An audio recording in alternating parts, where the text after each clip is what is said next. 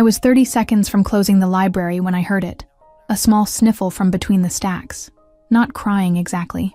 More like the careful control of someone trying very hard not to. Following the sound, I found him hiding in the children's section. A small boy with dark hair and eyes too serious for his age. "The library's closing," I said softly, kneeling to his level. My student ID badge still hung around my neck. Emma Walsh, Junior, Literature Department, and his eyes fixed on it immediately. "Are you lost?" The question hung between us, and for a moment, I thought he wouldn't answer. "I can't find my way home," he finally whispered, his accent slight but noticeable. "Dad's going to be so angry." He clutched a battered copy of The Little Prince against his chest like armor, knuckles white with the effort of appearing brave. I should have called security or the police. That would have been the sensible thing, the safe thing, but something in those solemn eyes stopped me, a wariness that seemed impossibly old in a child's face. "I'm Mia," I offered, instead of the question spinning through my mind. "Leo," he replied, relaxing slightly at my smile. "I was supposed to wait for Anton by the fountain, but he didn't come, and I tried to find my way back, but everything looks different now." His voice trembled slightly, the first real crack in his composure. Rain had started outside, tapping against the library's tall windows like impatient fingers. My apartment was 6 blocks away, my shift ended, and my roommate was expecting me for dinner.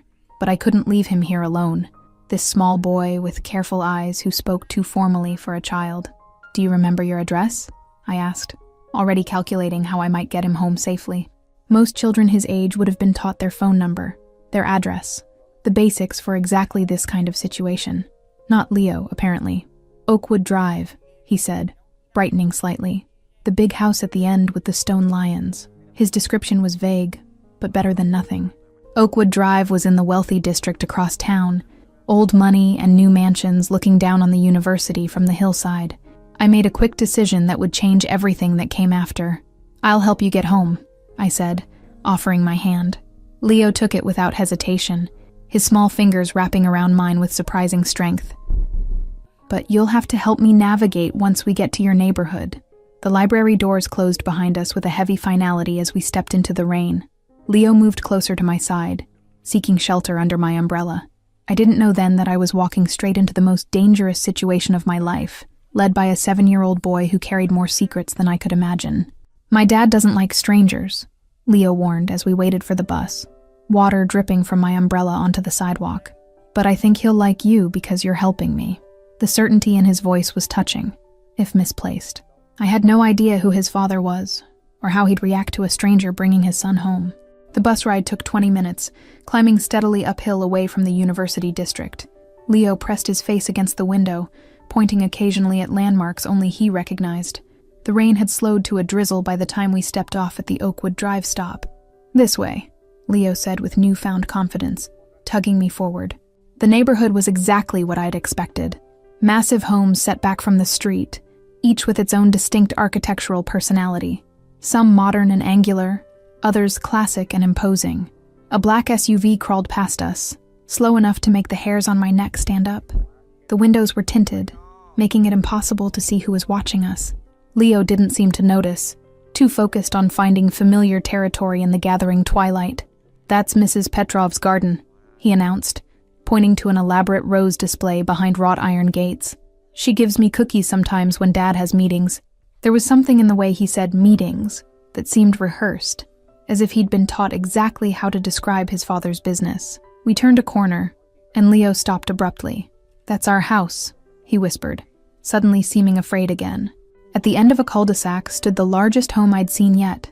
Stone and glass and clean lines, with a circular driveway where 3 black cars were parked haphazardly. 2 men in dark suits stood by the front door, their posture alert despite the casual way they leaned against the stonework. "Security," my mind supplied, though they looked more like the bouncers at exclusive clubs than typical household staff. What kind of family needed that level of protection?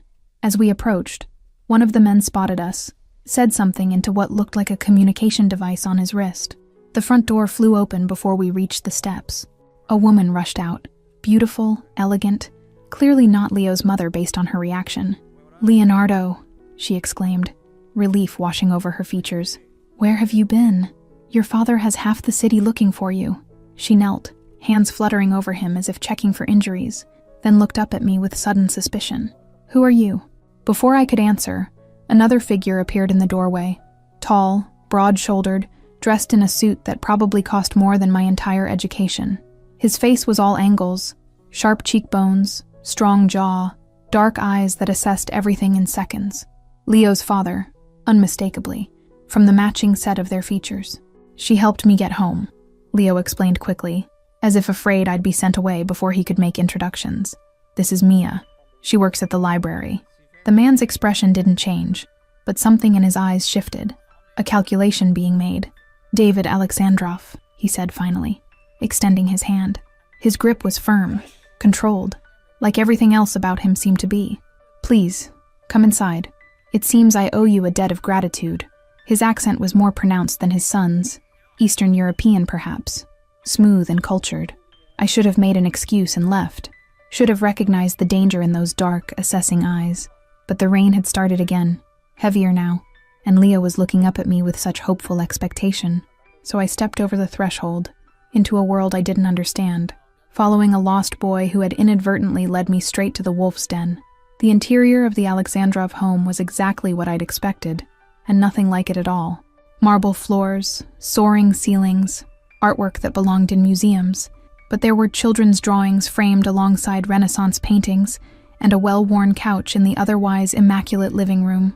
"Leo, go upstairs with Irina and get cleaned up for dinner," David instructed, his tone gentle but brooking no argument. Leo hesitated, looking between his father and me with uncertainty, before the woman, Irina, gently guided him toward the grand staircase. "You found him at the library?" David asked once Leo was out of earshot, gesturing for me to sit in what was clearly his study. The room smelled of leather and expensive cologne, walls lined with books in multiple languages, many with Cyrillic titles I couldn't read. A man appeared with 2 glasses of amber liquid without being called. He set them down silently, then vanished as quickly as he'd come. David pushed one toward me. Not a question, but not quite a command either. "Leo's mother died when he was 3. Since then, it's been difficult to..." He said someone named Anton was supposed to meet him, I offered when his voice trailed off. David's expression hardened, something cold and calculating replacing the carefully maintained facade of grateful father. I felt a chill despite the warmth of the room. Anton was Leo's bodyguard, was being the operative word. He took a measured sip of his drink, watching me over the rim of the crystal glass. "I don't tolerate failure, especially when it comes to my son's safety." Something in his phrasing made me uneasy, the calm certainty, the implied consequence. I suddenly wondered what happened to people who failed David Alexandrov, then immediately wished I hadn't. Some questions were safer left unasked. "You're a student?" he asked, changing the subject so smoothly it took me a moment to adjust. His eyes flicked to my university ID, which I'd forgotten to remove. "Literature, I see. Leo loves to read, gets lost in books, sometimes literally." The joke didn't reach his eyes, which remained calculating, assessing me like I was a puzzle he was determined to solve. "I should go," I said, setting down the untouched drink. "My roommate will be worried, and I have an early class tomorrow." "Of course," David agreed with a smile that transformed his face, making him look younger, almost approachable. "But first, let me make you an offer. Leo needs a tutor. English literature, writing, the things you study. He's struggled since his mother passed." Before I could form a response, a commotion erupted in the hallway. A man burst in without knocking, stopped short when he saw me. He whispered something urgent in David's ear in what sounded like Russian. David's expression didn't change, but something in his posture shifted, coiled tension, barely contained. "Forgive the interruption," David said smoothly, rising to his feet. "Business that requires my attention. Please, finish your drink." He left with the messenger, the door closing behind them with a soft click that somehow sounded final. I waited exactly 3 minutes before setting down my still untouched drink and moving to the door. Voices filtered through from somewhere deeper in the house, angry, urgent, still in that language I couldn't understand. My instincts screamed to leave while I could. Just as I reached for the doorknob, it turned from the other side. I stepped back quickly as Leo slipped into the room in Superman pajamas, hair damp from his bath. "Are you going to be my new teacher?" he asked hopefully. "I don't think so, Leo," I said gently, kneeling to his level. "I'm still a student myself, and I have classes and a job at the library." His face fell, and I felt an unexpected pang of guilt. But maybe I could help you find your way around the library sometime. A crash from somewhere in the house made us both jump. Leo didn't look surprised, just resigned, like unexpected violence was something he'd grown accustomed to. That, more than anything else, made my decision for me. Actually, I heard myself say, I could probably help you with reading and writing a few afternoons a week. The smile that lit up his face made me momentarily forget all the warning signs I'd been carefully ignoring. This was about a child who needed help, not whatever business his father conducted. David returned 20 minutes later, his composure perfect except for a small crease between his eyebrows. If he was surprised to find Leo curled against my side as I read from The Little Prince, he didn't show it. He simply watched us from the doorway, something unreadable in his expression. Leo tells me you've agreed to be his tutor, he said, after sending his son reluctantly to bed. I'm pleased. He named a figure that made my eyes widen, more than triple what I made at the library for a fraction of the hours. Plus transportation, of course. I'll send a car. I wanted to refuse the extravagance, to maintain some sense of independence. But the reality of my student loans and shared apartment with 3 other girls made pragmatism win out over pride. 3 afternoons a week, I agreed, and I'll need a contract. The smile he gave me then was genuine, reaching his eyes for the first time. Smart girl, he said approvingly. I'll have papers drawn up for your review. Victor will drive you home tonight and pick you up on Wednesday at 4. The man who drove me home in a sleek black Audi said exactly 3 words the entire journey. We're here, miss. But his eyes constantly scanned the streets, one hand always near his jacket. It wasn't until we reached my rundown apartment building that I finally acknowledged what I'd been avoiding all night. 3 weeks passed in a strange new routine. Monday, Wednesday, and Friday afternoons found me at the Alexandrov mansion, working with Leo in the sunlit conservatory while men in dark suits prowled the grounds.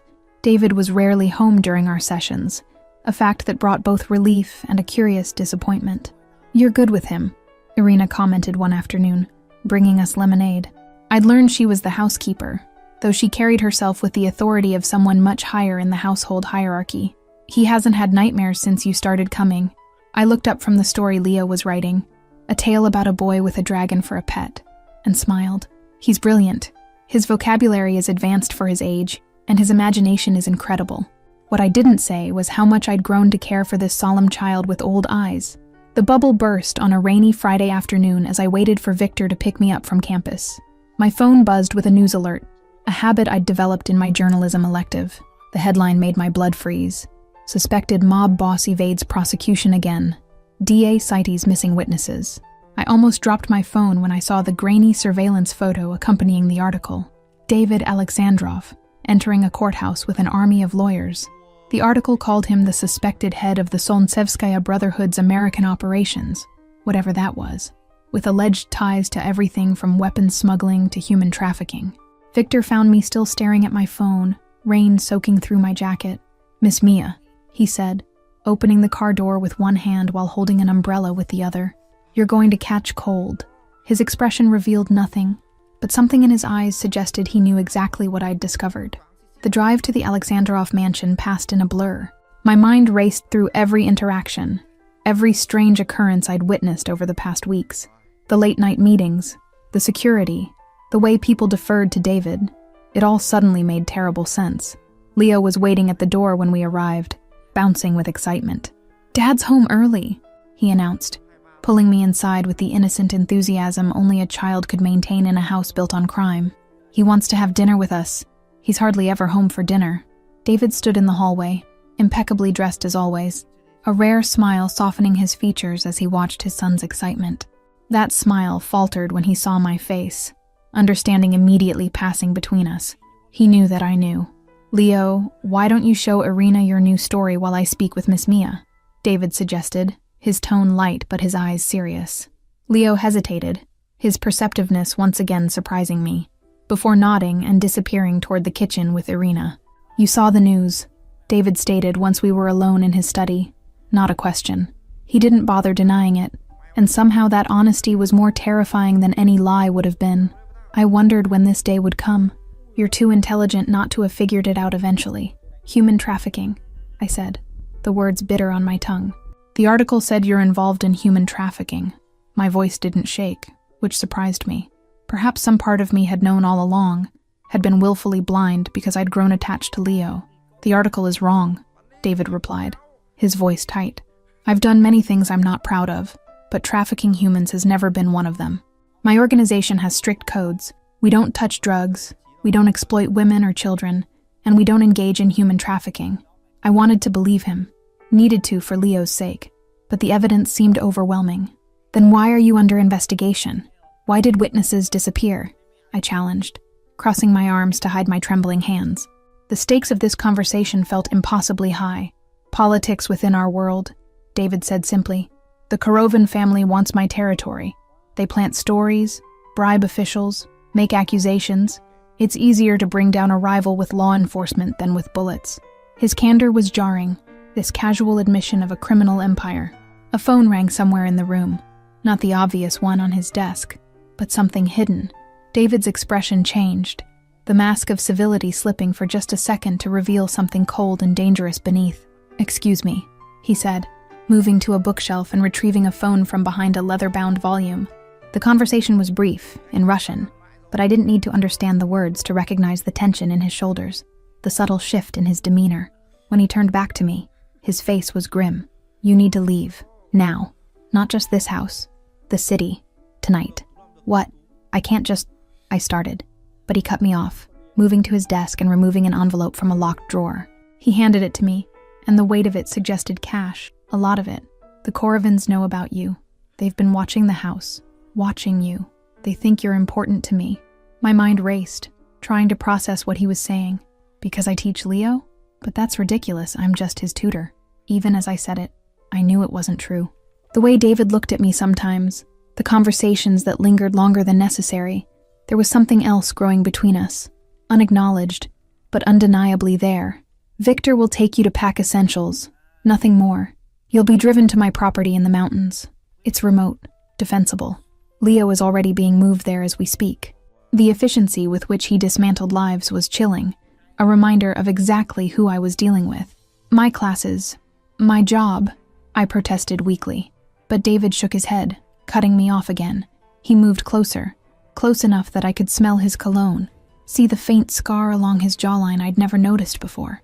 For one breathless moment, I thought he might touch me. "They tried to grab a student from your university this morning, thinking it was you. She had similar coloring, similar build." His voice was gentle now, almost apologetic. "She's in the hospital. You won't be, because you'll be gone before they try again." The reality of the situation finally hit me with full force. This wasn't a movie, wasn't a game. People were getting hurt, and I could be next, all because I'd helped a lost boy find his way home. "What about Leo?" I asked, my voice small. "He's already lost his mother. If something happens to me too, nothing will happen to either of you if you follow my instructions exactly," David promised, his eyes intense. The certainty in his voice was somehow reassuring despite everything. "Pack light. Victor's waiting. I'll join you at the mountain house tomorrow once I've handled things here." The mountain property wasn't what I expected, not the fortress or compound I'd imagined, but a sprawling log cabin nestled among pine trees, with floor-to-ceiling windows offering views of snow-capped peaks. Leo was already there, excited by the unexpected vacation, as Irina had explained it to him. "We'll build a snowman tomorrow," he declared, showing me to my room with the proud air of a host. "And Dad's coming too. He never takes vacations." His innocence was heartbreaking. He had no idea we were hiding, running from people who wanted to hurt us to get to his father.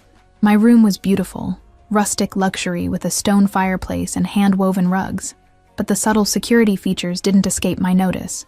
Reinforced windows, the keypad by the door, the men patrolling the perimeter I could see through the glass. This was a safe house disguised as a retreat. Snow began falling as evening approached, fat flakes drifting past my window.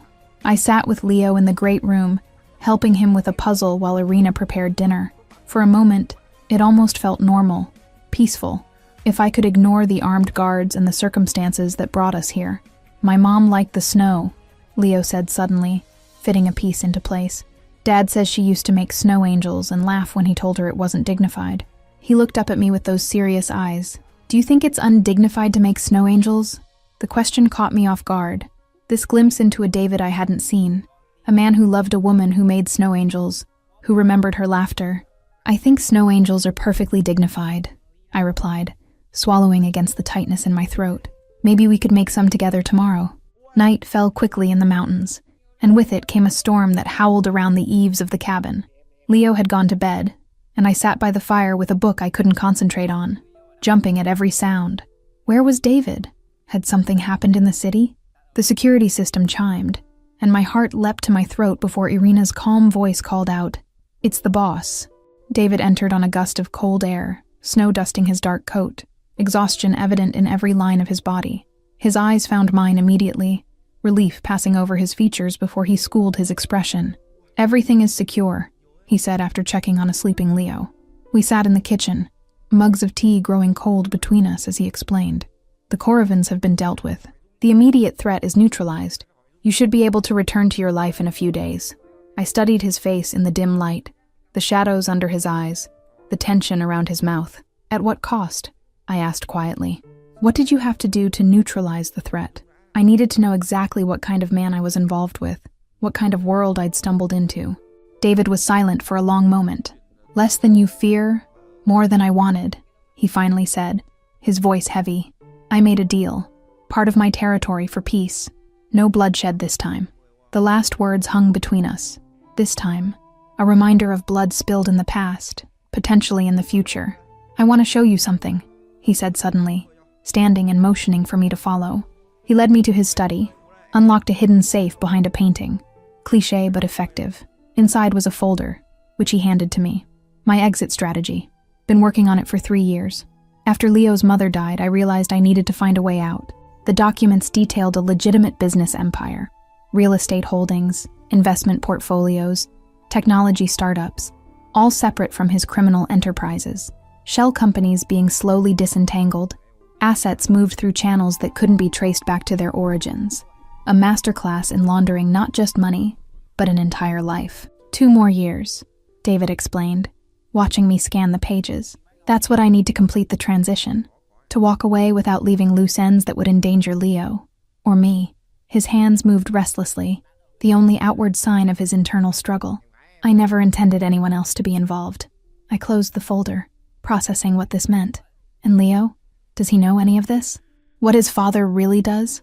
I thought of the solemn little boy who spoke too formally, who noticed too much. Children absorbed more than adults realized. What had he absorbed growing up in this world? He knows I'm not like other fathers, that there are rules he must follow for safety. But the details? David shook his head. I've tried to protect him from that knowledge for as long as possible. Perhaps that was selfish. Perhaps he should have been prepared.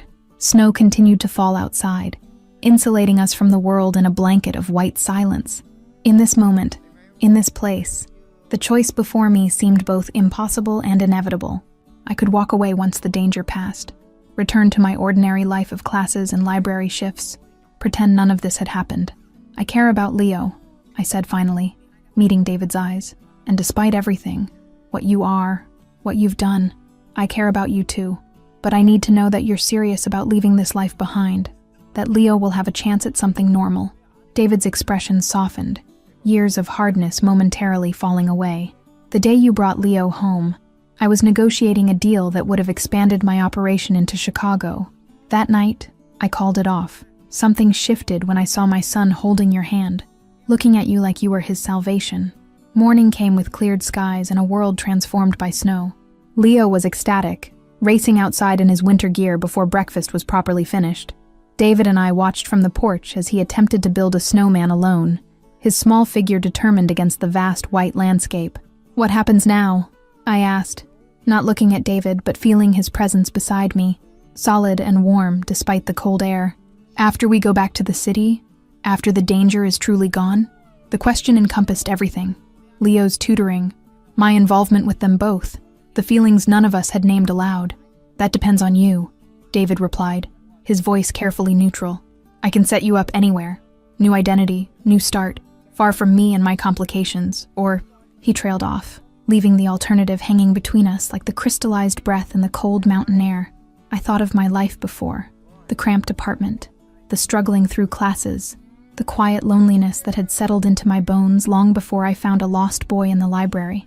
I thought of Leo's face when he saw me each session, of the way David looked at me when he thought I wouldn't notice.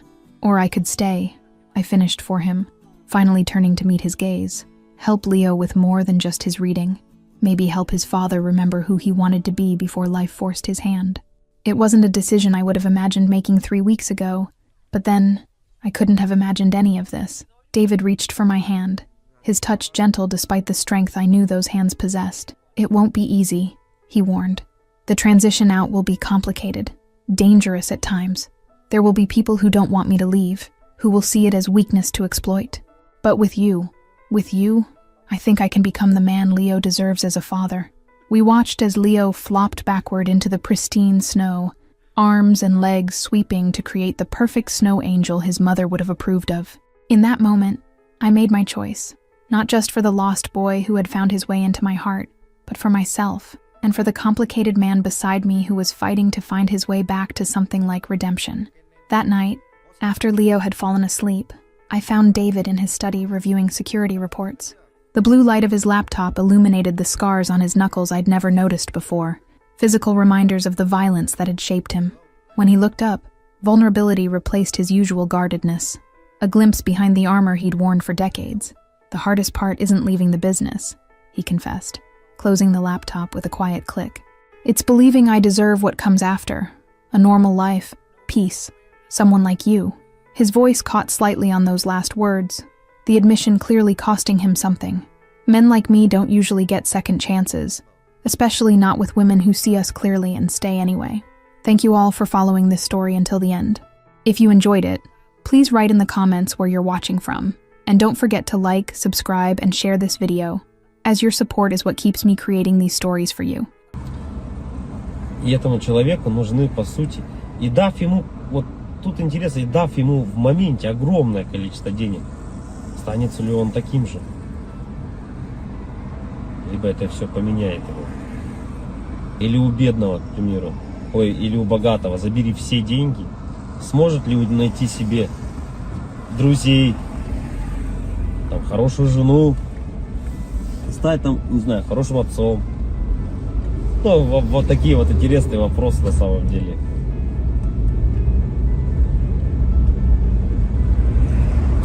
И, наверное, вот для бедных людей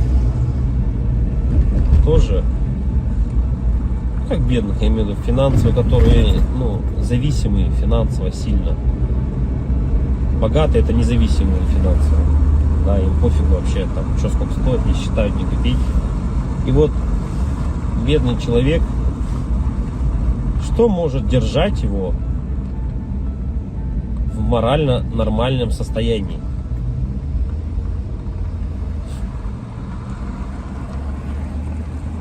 Это, наверное, возможно, поддержка семьи, поддержка друзей. Ну, как я и говорил, к примеру, как у меня есть сосед, вот у него есть поддержка родителей, да, поддержка друзей. Но он не вылазит из ситуации, в которую залез. И получается, что у нас получается? Что это тоже не важно? Что даже имея поддержку своих родственников, друзей, ты не вылезешь из дизморали, из такого образа жизни? Получается, нет. Так что же тогда? Алло. Алло. Ты еще не заезжал? Вот я еду, сейчас заеду скоро. Не едь туда, все, ладно, пришла. Все, хорошо, давай.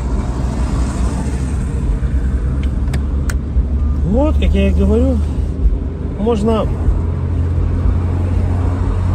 Так что же для человека самое главное получается? Чтобы держаться на плаву. Многих же не останавливают, дети не останавливают, да, которые имеются. Да, любовь к детям тоже их не останавливает. Да, как-то...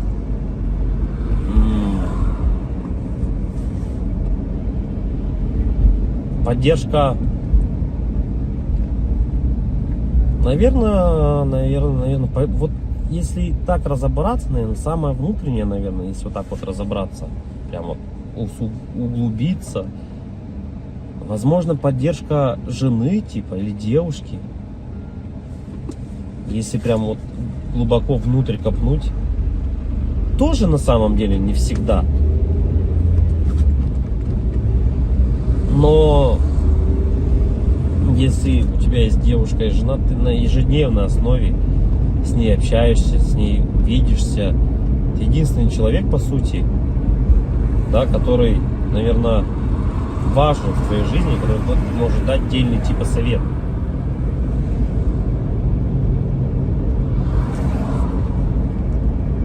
И почему же тогда люди, наверное, расходятся, разъезжаются, перестают быть вместе, раз это так важно? Наверное, из-за того, что вот нету вот этого как раз таки, наверное, какого-то отдельного совета, какой-то внутреннего чувства нужности этому человеку. Да, люди расходятся, потому что ты не получаешь каких-то тех чувств, которых ты нигде больше не получишь. Не можешь получить. Ни за деньги, ни еще как-либо.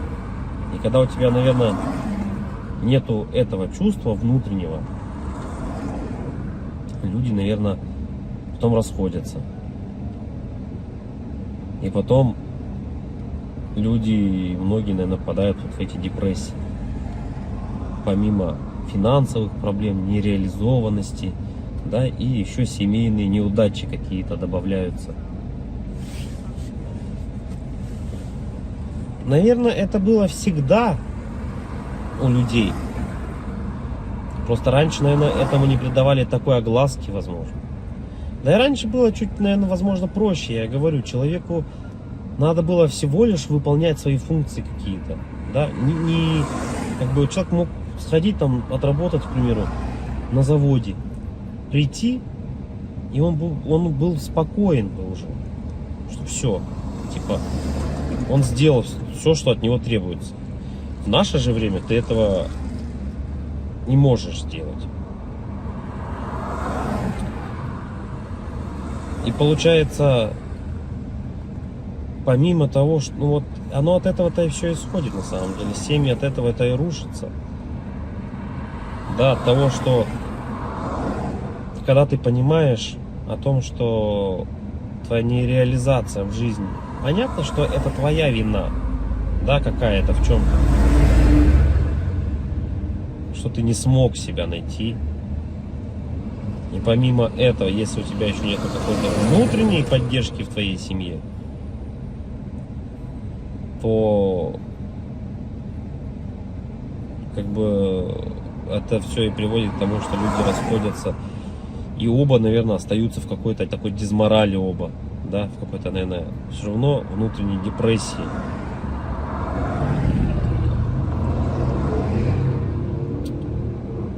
Короче, и как же избежать этого всего, наверное, главный вопрос. Тут, наверное, несколько вариантов. В наше время, наверное, это наверное, не опускать руки никогда, в первую очередь. Если взять со стороны мужчины, да, то в наше время, наверное, главное не то, типа, сколько он зарабатывает, а главное, чтобы, наверное, не опускать руки. Потому что работа примерно плюс-минус вся одинаковая. Плюс-минус везде она одинаково оплачивается. Да, но хотеть и стараться чего-то большего и не опускать руки, наверное, это одно из самых главных вещей. Да, стараться и хотеть чего-то большего. И тут вступает, наверное, вот это вот как раз таки еще и семейная поддержка, да, любовь, нежность, да, какая-то, поддержка словесная. И это, наверное, все сохраняет в тебе мотивацию к стремлению, к жизни, к желанию добиться чего-то большего. Можно не хотеть ничего на самом деле. Да? Устроиться в какую-то организацию, зарабатывать 100 тысяч рублей. Ну, тебе этих денег явно не будет хватать. И в оконцове ты опять-таки поймаешь, наверное, эту дезмораль. Потому что все оно по кругу крутится. И потом люди на СВО уходят, умирают за 5-7 миллионов рублей. И я не думаю, что это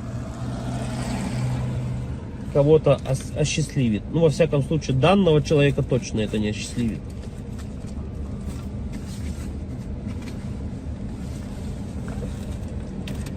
Говоря именно о поддержке, что значит поддержка? Как она выглядит, поддержка эта семейная? Наверное, у каждого это, по-разному немного. В любом случае, каждому человеку нужны какие-то разные вещи от другого человека. Да? Всегда же отношения — это взаимный обмен чем-то. Да? И когда люди от друг друга этот взаимный обмен получают, будь то, это могут быть разные вещи.